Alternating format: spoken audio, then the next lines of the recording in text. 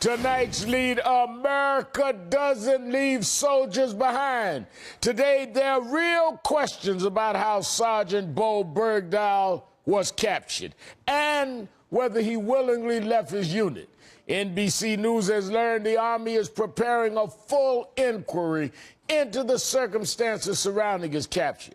But today, President Obama said the United States has a commitment to any captured American soldier, no matter how he fell into enemy hands. The United States has always had a pretty sacred rule, and that is we don't leave our men or women in uniform behind.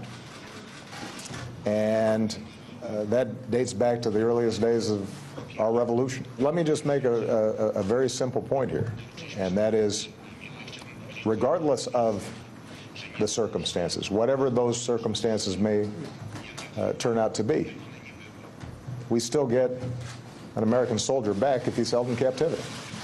Period. Full stop. We don't leave our women or men in uniform behind. It's as simple and a self-evident statement as that. One that shouldn't really need defending, and yet apparently it does, especially from the right wing.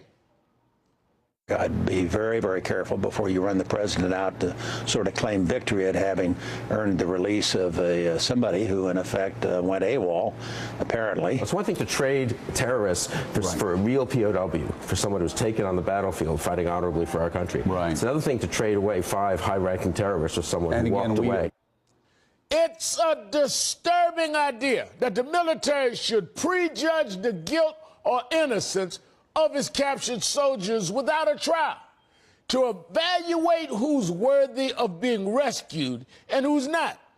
Now, some are even going after Sergeant Bergdahl's father, Bob, for a tweet he sent to a Taliban spokesman 4 days before his son was released. It said, "I'm still working to free all Guantanamo prisoners. God will repay for the death of every Afghan child. Amen." The New York Daily News accused Bob Bergdahl of tweeting with the enemy, and over at Fox, some are saying Bob Bergdahl's beard looks suspicious. He has learned to speak Pashto, the language of the Taliban, and looks like a Muslim. Really? I mean, he says he was growing his beard because his son was in captivity. Well, your son's out now. Right. So if you really don't no longer want to look like a member of the Taliban, you don't have to look like a member of the Taliban. Are you out of razors?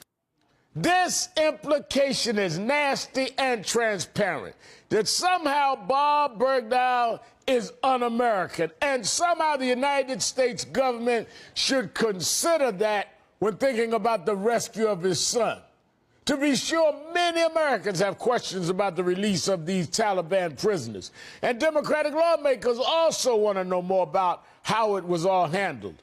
But these are tough issues, and they should be questions of policy, not politics.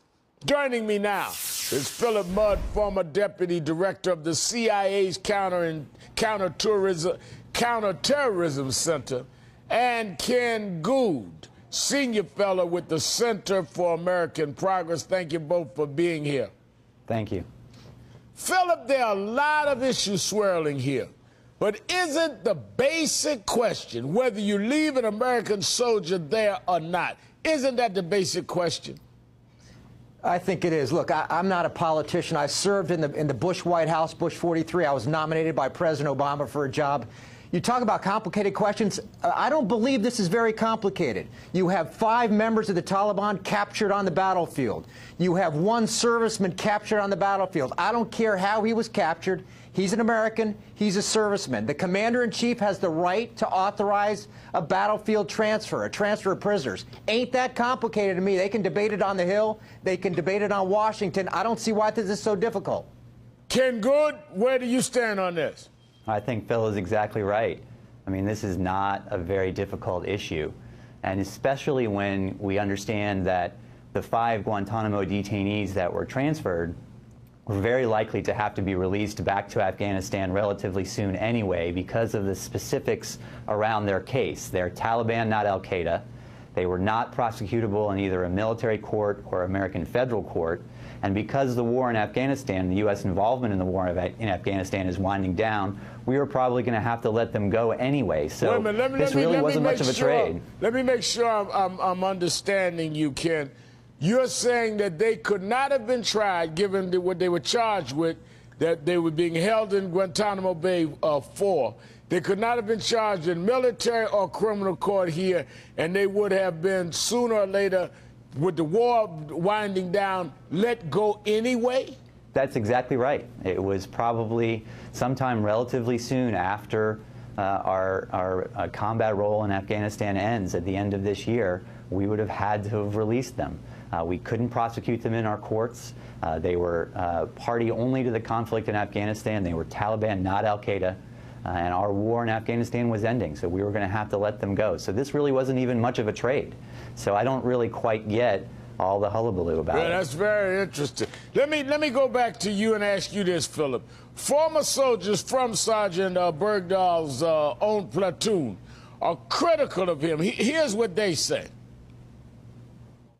We all served together, and we were all in it together over there, and he broke that bond by leaving us. And you're just going to let these guys go for somebody who you're already saying walked away? That's just not right. He was an American soldier. He still is, so we can't leave anybody behind, but to be labeling him as a hero when all he really did was just leave his guard post and get real heroes killed. Those are people who did something influential, not just, leaving their guard post. Now, their anger is understandable, Philip, but, does it change the basic point that this country is committed to rescuing its captured troops, even if it's to face military justice back here on American soil? I can understand their anger, but when I was an analyst, I was taught to be clear about differentiating among three things: what you know, what you don't know, and what you think. We know an American soldier was lost on a battlefield.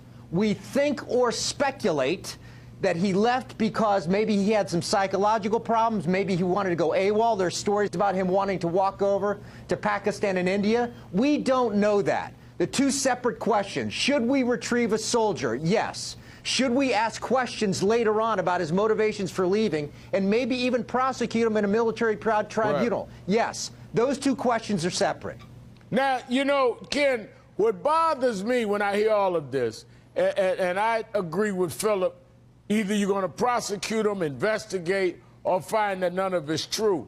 But the alternative is, are they suggesting we just leave him there to die? I mean, what are we saying, Ken? With litigation, no investigation, is it suggesting that he should have just been left there to perish? Well, another puzzling thing about this whole episode is that Bo Bergdahl was kind of a cause celeb on the right before he was rescued. I mean, it was just 2 weeks ago that Senator Kelly Ayotte issued a press release demanding that the Department of Defense do everything in its power to secure his release. Senator Mitch McConnell, he joined others in the Senate also urging that the Defense Department do everything it possibly could to get Sergeant Bergdahl out. Mitch McConnell said this. Mitch McConnell said this. And now that he's out, now that it appears to be associated with President Obama, it's the worst thing that has ever been done and could possibly lead to impeachment. So I just find the politics around this so distasteful, and I'm really, I find it unpleasant that we have to sit here and argue and defend the principle that we need to bring all of our troops home. It's just crazy. I mean, late today, we even hear Philip, Senator Feinstein, Dianne Feinstein, suggested the administration might not have acted legally by not consulting Congress. Feinstein says, I strongly believe we should have been consulted. Laws should have been followed and deeply regret that it was not.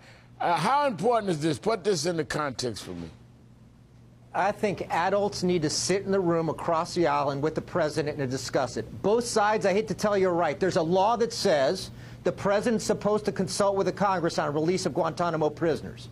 There's another law that says the president's the commander-in-chief, And when there's a battlefield decision, he's the ultimate decision maker. I know what the intent of the law is. In this case, I was there at the FBI and CIA and watched this roll out. Neither side is wrong, but spitting across the aisle and citing law doesn't work in Washington. Everybody's got a law that supports their case. You got to sit down and say, okay, we disagree. How do we work it out? That's why that city doesn't work. Which is why it comes back to what I said at the beginning, Ken, that this should be about policy, not politics. Because when you're sitting there telling me Mitch McConnell and others were calling for the administration to do all within its power just not too long ago to release this very same person who they're now in many ways denigrating, this is politics. It is not policy at all. Yeah, it's just a terrible episode.